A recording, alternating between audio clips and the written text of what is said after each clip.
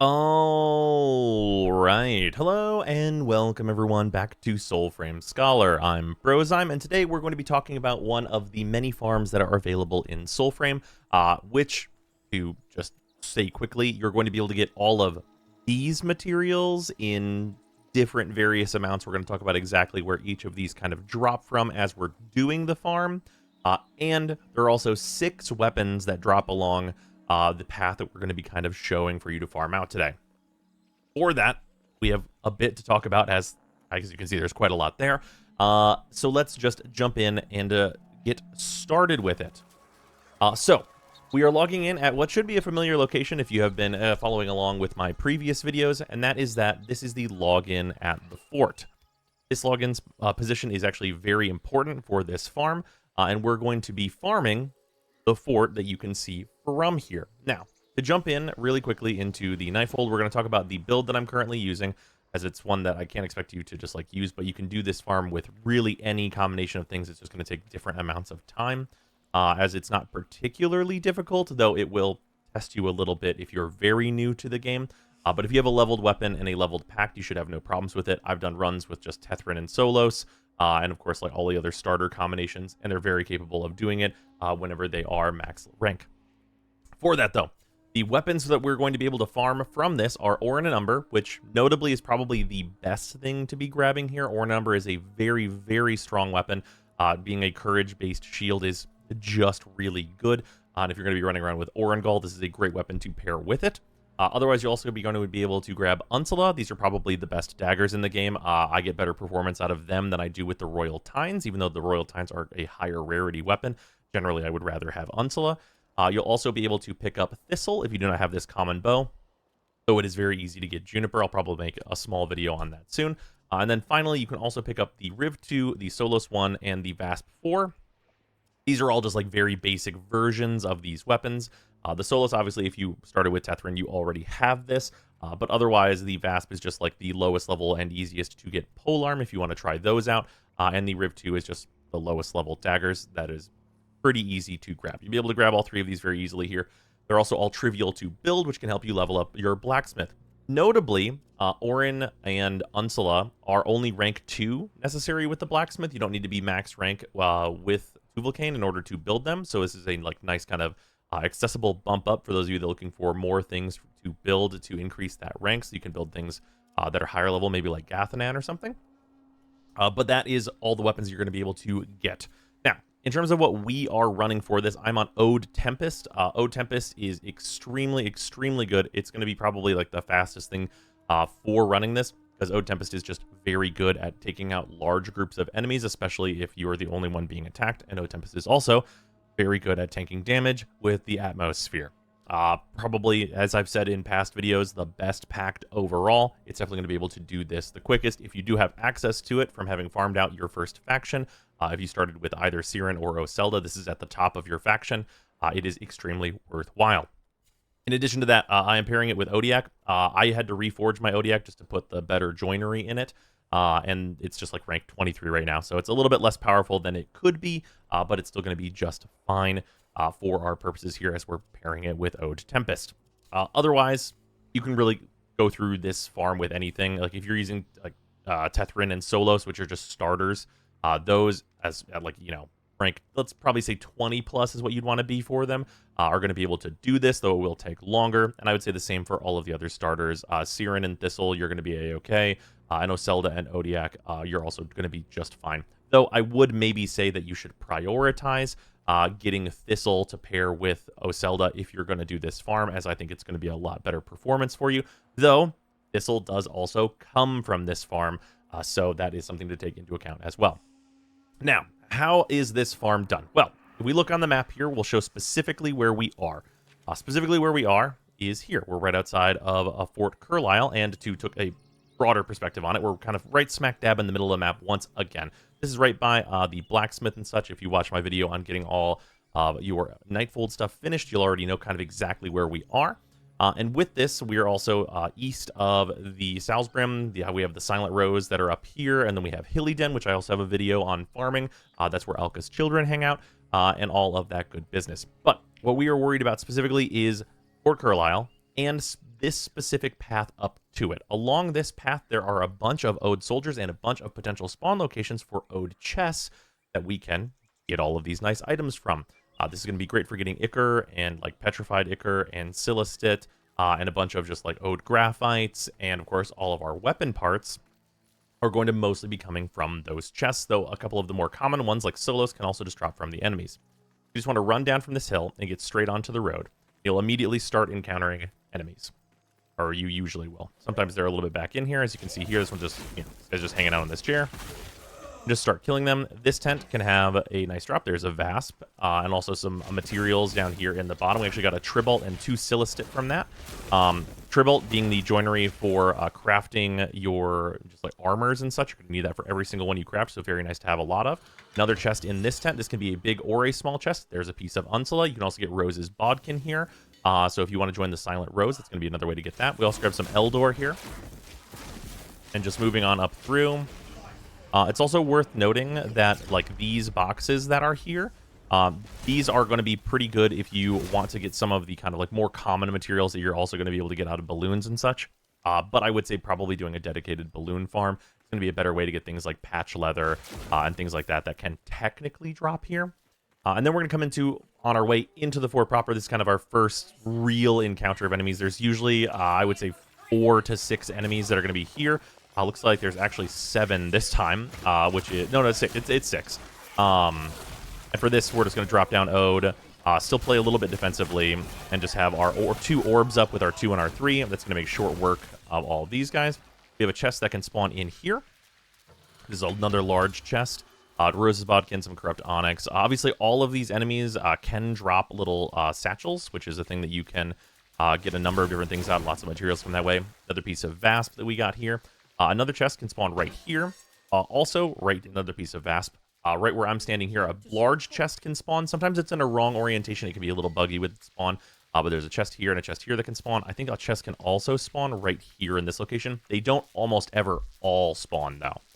Also on note here is these weapon racks. So these are pretty much always going to be spear weapon racks, which are going to give you scrap brass and scrap steel. Scrap iron is going to be from sword weapon racks, so you're not going to find very many of those here. I think I've seen them spawn maybe once here, so very unusual. Moving on into the fort, though, levels are going to get higher pretty immediately. A chest can spawn right outside here.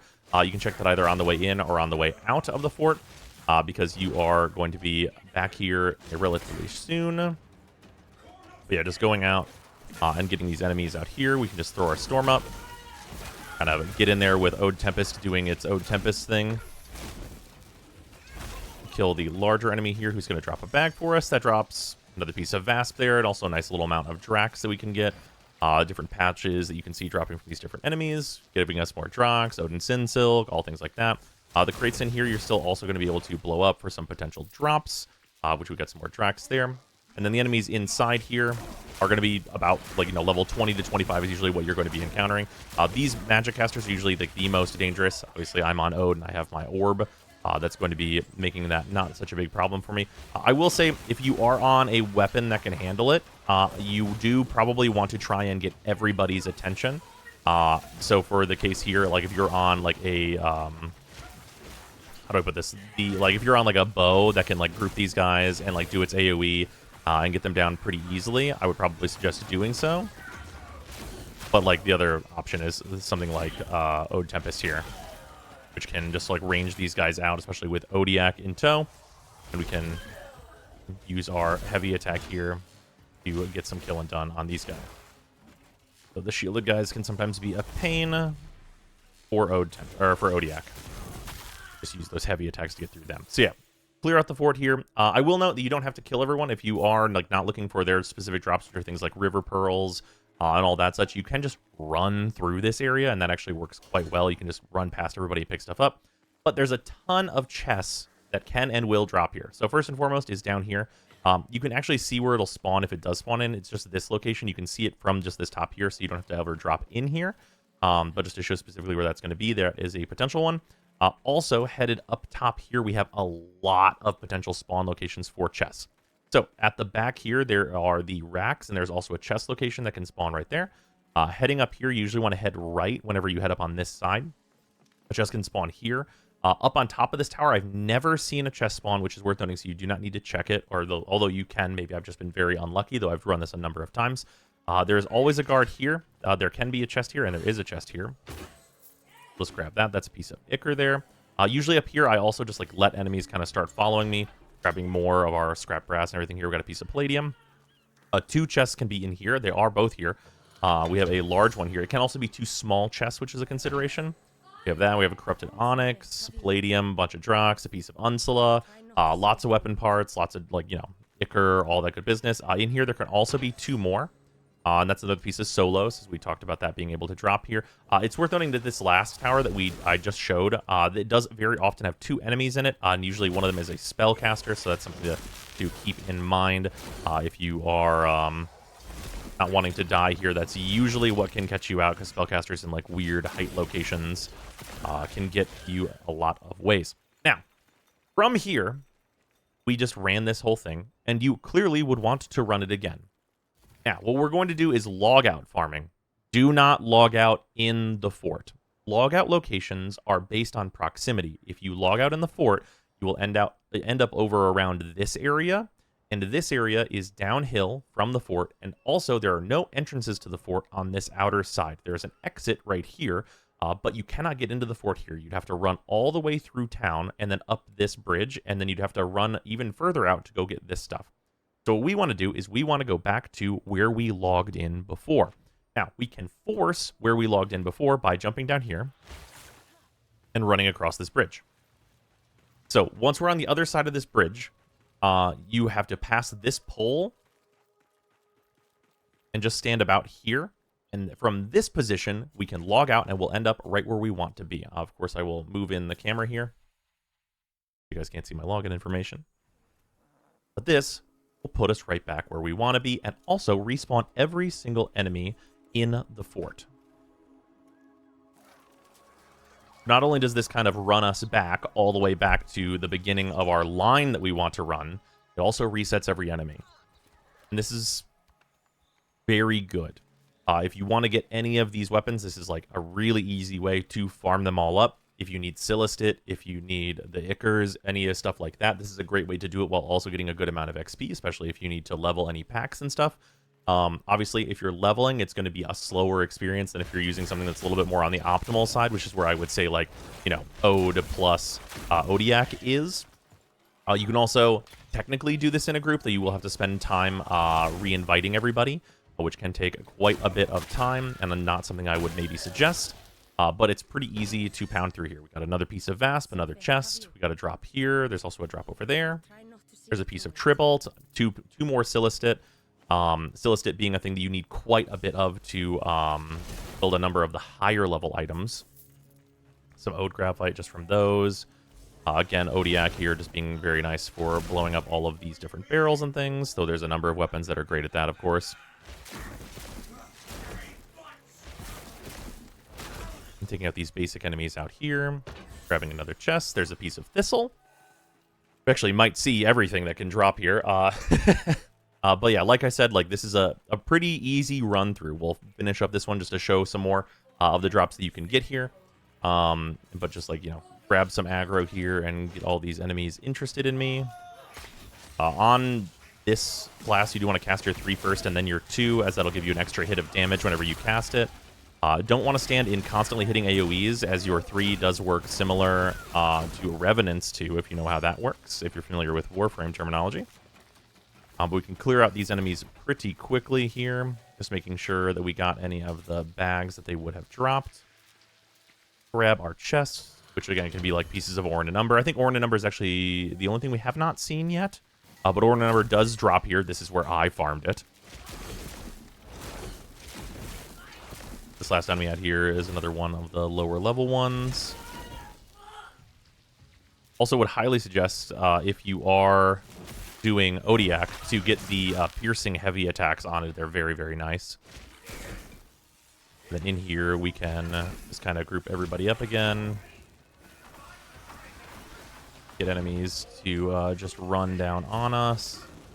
We can get them all at once. Our 3 is about recharged, but we can also use R1 here We just get some bowling going. We got our last enemy down here. We can just start getting them. Usually you want to focus on the banneret. We can just blow everybody up. You can see why I might... And there's another level. Even in the later ranks, you know, 1 or 2 runs of this is going to be a level for any given weapon, because these enemies are pretty high level, and there's a good grouping of them. So if you want to level weapons, this is a very solid way to do so. And then we can just run through here again.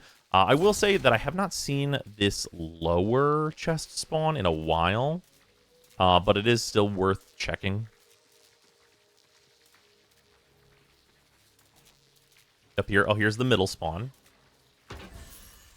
Another piece of thistle. Obviously, these extra fragments are not for anything. This is just like I'm just showing the farm. And if we're just showing running past these enemies, there's the 2 chests that can spawn in that room. Though I usually only ever see one if I'm going to see any there. No chests in this room this time.